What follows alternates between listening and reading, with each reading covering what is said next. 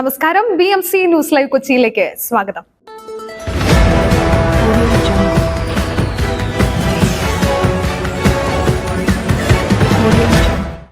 ഈ വാർത്തകൾ നിങ്ങൾക്കായി അവതരിപ്പിക്കുന്നത് Cochin Kalabhavan Angamaly franchise, powered by ഹീ life Thottakattukara, Josh Mall Mookkannoor, cleanser, BMC film production and Nazareth villas.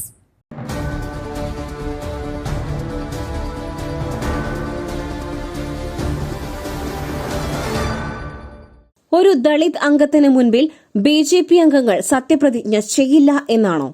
Pro time speaker പദവിയിൽ നിന്നും ഒഴിവാക്കിയതിൽ Kodikunnil Suresh. Pro time speaker പദവിയിലേക്ക് തന്നെ പരിഗണിക്കാതിരുന്നത് രാഷ്ട്രീയ കാരണങ്ങൾ കൊണ്ടെന്ന് തുറന്നടച്ച് കൊടിക്കുന്നിൽ സുരേഷ് MP.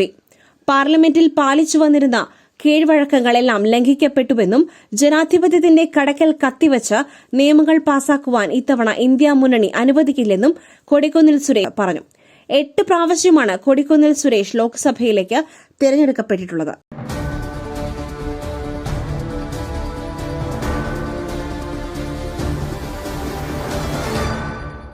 സംസ്ഥാനത്ത് പച്ചക്കറി വില കുതിച്ചുയർന്നു. 100-ൽ തൊട്ട് വീണ്ടും തക്കാളി വില. സംസ്ഥാനത്തെ പച്ചക്കറി വിപണിയിൽ തക്കാളി വില വീണ്ടും 100-ലേക്ക്. തിരുവനന്തപുരം ജില്ലയിൽ തക്കാളി നിരക്ക് 100-ലേക്ക് എത്തി.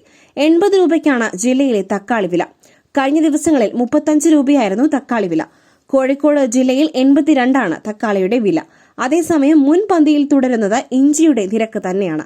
കാസർഗോഡ് ജില്ലയിൽ കഴിഞ്ഞ ദിവസത്തെ അപേക്ഷിച്ച് ഇഞ്ചിയുടെ വില 50 രൂപയോളം കുറഞ്ഞു. അതേസമയം കണ്ണൂർ ജില്ലയിൽ ഇഞ്ചി വില നേരിയ തോതിൽ കൂടിയിട്ടുണ്ട്. മറ്റ് ജില്ലകളിൽ കഴിഞ്ഞ ദിവസത്തെ അപേക്ഷിച്ച് പച്ചക്കറി നിരക്കിൽ കാര്യമായ മാറ്റമൊന്നും ഇല്ല.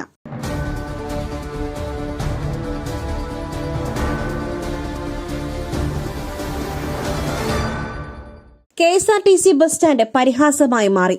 നാളെ ഉച്ചയ്ക്ക് ശേഷം സന്ദർശിക്കുമെന്ന് മന്ത്രി Ganesh Kumar. Ernakulam KSRTC bus stand പരിഹാസമായി മാറിയെന്ന് ഗതാഗത മന്ത്രി KB ഗണേഷ് കുമാർ. നിയമസഭയിലാണ് അദ്ദേഹം ഇക്കാര്യം പറഞ്ഞത്. ശനിയാഴ്ച ഉച്ചയ്ക്ക് ശേഷം സ്ഥലം സന്ദർശിക്കുമെന്നും മന്ത്രി പറഞ്ഞു.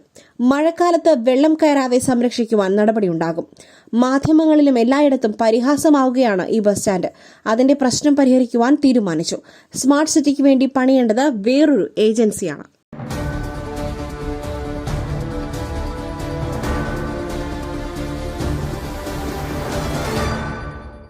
ആരോഗ്യ കേന്ദ്രത്തിൽ അണലി കണ്ടത് കുട്ടികൾക്ക് വാക്സിനേഷൻ നൽകുന്ന മുറിയിൽ.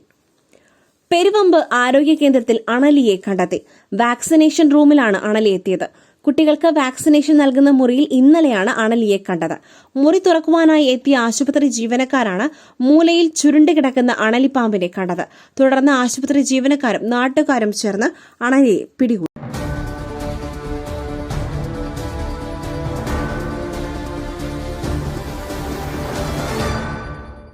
ഇൻസ്റ്റാഗ്രാമിലൂടെ പരിചയപ്പെട്ട ഭർത്തൃമതിയെ ഭീഷണിപ്പെടുത്തി പീഡിപ്പിച്ചു. യുവാവ് പിടിയിൽ. ഇൻസ്റ്റഗ്രാം വഴി പരിചയപ്പെട്ട യുവതിയെ പീഡിപ്പിച്ച കേസിൽ യുവാവിനെ അറസ്റ്റ് ചെയ്തു. വടകര പുത്തൂർ കൊയിലോത്ത് മീത്തൽ അർജുനെയാണ് വടകര പോലീസ് അറസ്റ്റ് ചെയ്തത്. യുവതിയുടെ ഫ്ളാറ്റിലും പുതിയതായി നിർമ്മിച്ച വീട്ടിലും അതിക്രമിച്ചു കയറി ഭീഷണിപ്പെടുത്തി പീഡിപ്പിച്ചു എന്നാണ് കേസ്.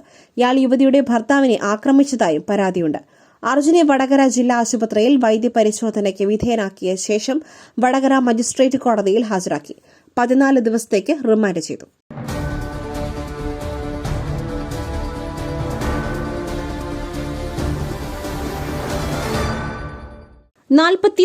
അവയവദാന കേന്ദ്രങ്ങളാണ് സംസ്ഥാനത്തുള്ളത്.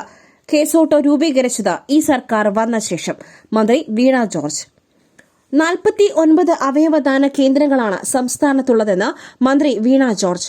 കേസോട്ടോ രൂപീകരിച്ചത് ഈ സർക്കാർ അധികാരത്തിൽ വന്ന ശേഷമെന്നും മന്ത്രി വീണ ജോർജ്. നിയമസഭയിൽ ചോദ്യോത്തര വേളയിലാണ് മറുപടി. സംസ്ഥാനത്ത് അവയവദാനത്തിന് പ്രത്യേക രജിസ്റ്ററുണ്ട്. കേസോട്ടോ സമയബന്ധിതമായി ഓഡിറ്റും നടത്താറുണ്ട്. മരണാനന്തര അവയവദാനം നിരുത്സാഹപ്പെടുത്തുന്ന സാഹചര്യമുണ്ട്. അവയവദാനത്തിൽ 10% താഴെ മാത്രമാണ് മരണാനന്തര അവയവദാനം നടക്കുന്നത്. ശക്തമായ നിയമപരമായ നിരീക്ഷണവും ഈ മേഖലയിൽ കേസോട്ടോ മുഖേന നടത്തുന്നു. മസ്തിഷ്ക മരണം സ്ഥിരീകരിക്കുന്നതിന് പ്രത്യേക ചട്ടങ്ങൾ നിലവിലുണ്ട്. മുഴുവൻ നടപടികളും വീഡിയോ റെക്കോർഡിംഗ് ചെയ്യും.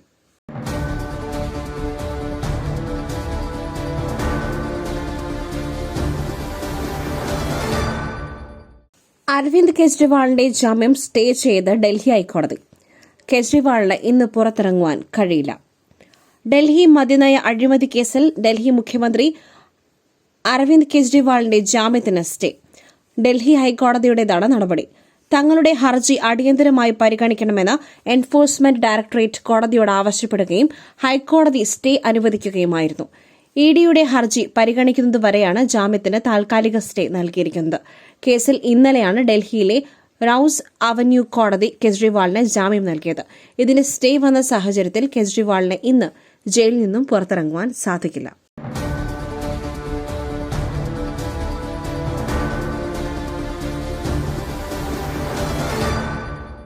ഒരു പാട്ടെങ്കിലും ഹൃദയത്തോട് ചേർക്കാത്തവരുണ്ടോ? ഒരു വരിയെങ്കിലും മൂളാത്തവരുണ്ടോ? സംഗീതപ്രേമികൾക്കായി ഒരു ദിനം. ഇന്ന് ലോക സംഗീത ദിനം. ലോകത്തിന്റെ സാംസ്കാരിക നിധിയാണ് സംഗീതം.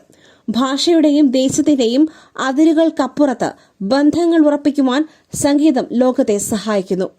ദേവന്മാരുടെ സല്ലാപമാണ് സംഗീതമെന്ന യൂസഫ് അലി കേച്ചേരിയുടെ വരികളുടെ യാത്രയും സുന്ദരമാണ് സംഗീതം. വികാരങ്ങളുടെ ഭാഷയാണത്. അതിരുകൾ ഭേദിച്ച സംസ്കാരങ്ങൾക്കും ഭൂഖണ്ഡങ്ങൾക്കും കുറുകെ ജനതയെ ബന്ധിപ്പിക്കുന്ന സാർവത്രികമായ ഭാഷയാണ് സംഗീതം.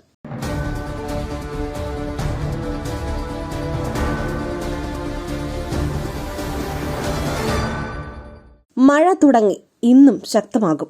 3 ജില്ലകളിൽ ഓറഞ്ച് അലർട്ട്, 7 ജില്ലകളിൽ യെല്ലോ അലർട്ട്. സംസ്ഥാനത്ത് ഇന്ന് ശക്തമായ മഴയ്ക്ക് സാധ്യത. മലപ്പുറം, കോഴിക്കോട്, കണ്ണൂർ ജില്ലകളിൽ ഇന്ന് ഓറഞ്ച് അലർട്ടാണ്. ആലപ്പുഴ, എറണാകുളം, ഇടുക്കി, തൃശൂർ, പാലക്കാട്, വയനാട്, കാസർഗോഡ് ജില്ലകളിൽ യെല്ലോ അലർട്ടും പ്രഖ്യാപിച്ചിട്ടുണ്ട്.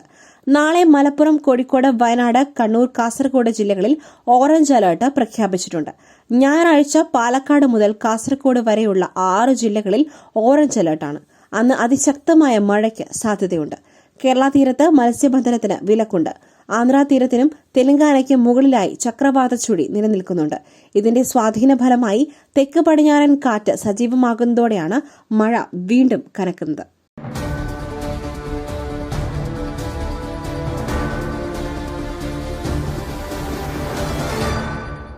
മറ്റൊരു വാർത്തയുമായി കണ്ടുമുട്ടുന്നതുവരെ നന്ദി, നമസ്കാരം.